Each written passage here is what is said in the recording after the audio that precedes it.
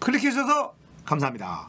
자, 이번에는 경제 이야기로 갑니다. 오늘 다룰 이야기는 한국 조선업 중국 일본을 실력으로 제압하다, 고부가가치 선박 수주 싹쓸이입니다. 자, 대한민국의 조선업이 중국과 일본을 제치고 4개월 연속 세계 수주 1위를 기록했다는 소식이 전해졌습니다. 한국의 경제를 떠받치고 있었던 강력한 한 축 조선업이 중국의 말도 안 되는 저가 수주, 일본의 엔저를 등에 업은 가격 경쟁력에 휘청거렸죠. 그 결과 대한민국의 고용지표는 박살이 났습니다. 하지만 중국의 말도 안 되는 저가 공세는 한계가 분명했습니다. 고부가가치 선박인 LNG 운반선이 한국에 수주가 된다라는 뉴스를 전해드린 적 있어요. 한국 조선업 훈풍이 돌아오나? 이런 주제로 이야기를 나눠본 적도 있는데요. 4개월 연속 세계 선박 수주 1위를 기록했다는 뉴스는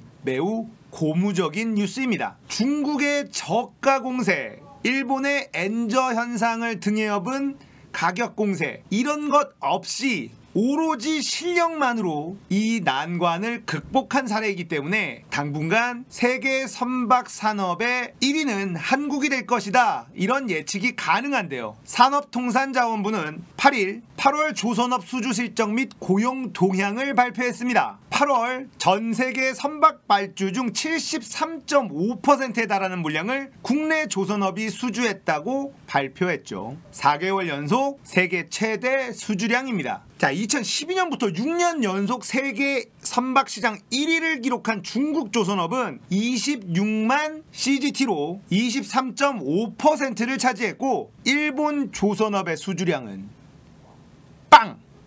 제로입니다. 자, 여기서 CGT는 표준 화물선 환산 톤수라고 하는데요. 선박의 단순 무게에 선박의 부가가치, 작업 난이도 등을 고려한 개수를 곱해 산출한 무게 단위, 뭐 그렇다고 합니다. 몰라도 될 것 같습니다. 2019년 현재까지 누적 수주량은 중국이 502만 CGT, 한국이 464만 CGT, 일본이 160만 CGT입니다. 중국이 현재까지도 누적 수주량으로는 1위이긴 합니다. 그런데 내용을 들여다보면 중국이 좋아할 만한 것은 아닙니다. 왜냐하면 수주의 질이 다르기 때문에 그렇습니다. 올해 8월까지 LNG 운반선은 27척 중에 24척, 90%를 한국이 수주를 했고요. 원유 운반선은 17척 중에 10척을 한국이 수주했습니다. 중국과 일본 자국 선주들이 자국 조선소에 발주한 물량을 제외하면 전 세계 수주 물량 전부를 한국 조선소가 싹쓸이했다, 이런 분석이 가능합니다. 이 LNG 운반선이 굉장히 고부가가치 선박이라고 합니다. 많은 기술을 요하는 그런 선박이라고 하는데요. 중국의 LNG 운반선 저가 공세도 매우 매서웠습니다. 그래서 한국 시장이 더 큰 타격을 입기도 했죠. 그런데 얼마 전에 중국 후동 중화조선이 건조한 글래스스토너라는 LNG 운반선이요, 건조한 지 2년 만에 폐선하는 일이 발생했습니다. 한국산에 비해서 쌌지만 그래도 굉장히 비싼 LNG 운반선을 2년 만에 고장나고 수리하고 고장나고 수리하고 하다가 결국 폐선시켜버린 거죠. 이 사건 이후로 중국 조선소의 신뢰는 바닥으로 추락한 상태입니다. 어떤 뉴스까지 나오냐면요, 월스트리트 저널에 나왔다고 하는데요. 중국 국영 석유기업 시노팩이 미국으로부터 20년간 20조 5천억 원 규모의 미국산 LNG를 수입하는 방안을 추진 중이라고 합니다. 그런데 여기서 이 LNG 운반선을 중국 조선소에 발주하지 못할 것이다 라는 전망이 나오고 있습니다. 중국 국영기업마저도 한국에 발주를 할 수도 있다, 이런 전망이 나오고 있는데요. 그만큼 한국산 LNG 운반선의 기술과 품질이 너무 뛰어나다라는 것을 반증하는 그런 뉴스겠죠. 현재까지 세계 1위 수주량 중국입니다. 그런데 내용을 더 자세히 들여다보면 중국은 중소형 컨테이너선이 대부분이에요. 그러니까 한국으로서는 경쟁만 치열하고 남는 게 없는 시장인 거죠. 매력이 없는 시장 중국이 다 가져갔다, 이렇게 보시면 되겠습니다. 그래도 중국은 저가 선박에서 경쟁력을 가지고 있어요. 물론 그렇다 보니까 지금도 구조조정을 계속 진행하고 있다고 합니다. 하지만 일거리는 계속해서 있다는 뜻이죠. 가장 심각한 곳은 바로 일본입니다. 일본은 8월 수주량 빵입니다. 한국에게는 기술력으로 크게 뒤처져 있고 중국한테는 가격으로 크게 뒤처져 있는 상태. 한국과 중국 사이에 샌드위치가 된 모양새입니다. 예전에 제가 어렸을 때 뉴스에서 이런 걸 본 적이 있어요. 중국이 막 성장하면서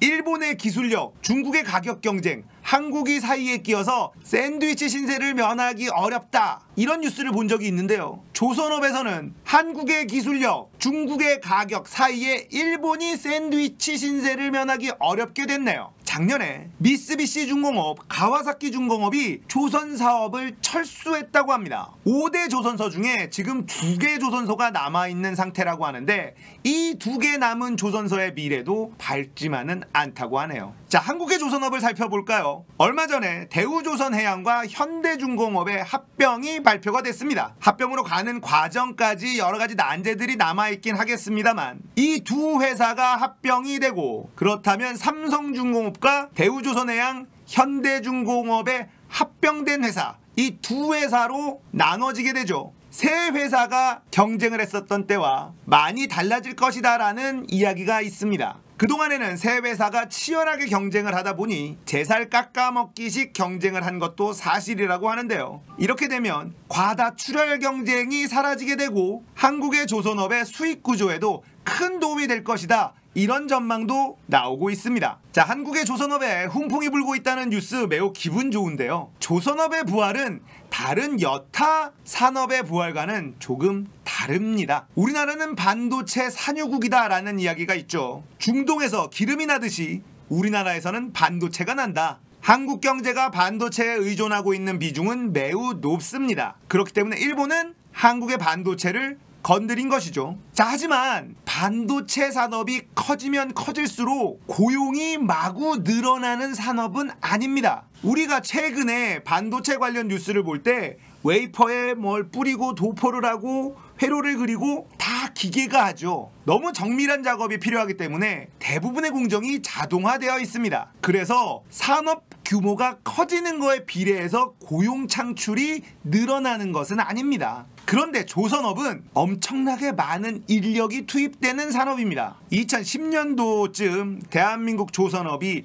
최고 화랑기 때 조선소가 있는 거제도를 가보신 분들이 있으면 대충 느낌이 오실 텐데 정말 돈이 넘실거리는 그런 도시였습니다. 그만큼 사람이 많이 필요한 산업이기 때문에 이 조선업이 살아난다는 것은 대한민국 고용이 살아난다는 뜻과 이어집니다. 조선업은 산업이 커지는 것에 비례해서 고용이 늘어나는 산업입니다. 어떻게 보면 대한민국 정부가 활성화되기를 가장 바라는 산업이 이 조선업일 수도 있습니다. 조선업이 더 많이 살아나서 더 많은 고용을 창출을 하고 한국 경제가 조금 더 튼튼해지는 그런 계기가 됐으면 좋겠습니다. 뭐 이런 뉴스에서 이렇게 감정적일 필요는 없습니다만 일본 수주량 빵! 한국은 참 대단한 나라입니다. 중국의 저가 공세, 일본의 엔저 현상을 이용한 공세. 하지만 한국은 뼈를 깎는 구조조정을 했고요. 인위적인 무언가를 투입하지 않았습니다. 물론 대우조선해양에 많은 공적 자금이 들어가기는 했죠.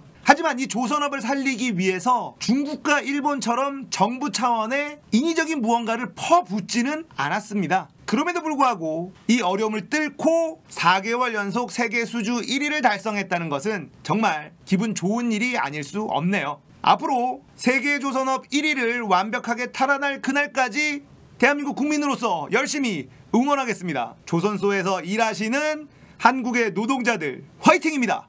오늘 이야기 여기까지입니다. 재밌었다면 구독, 좋아요, 알림 설정 눌러주십시오. 감사합니다. 끝!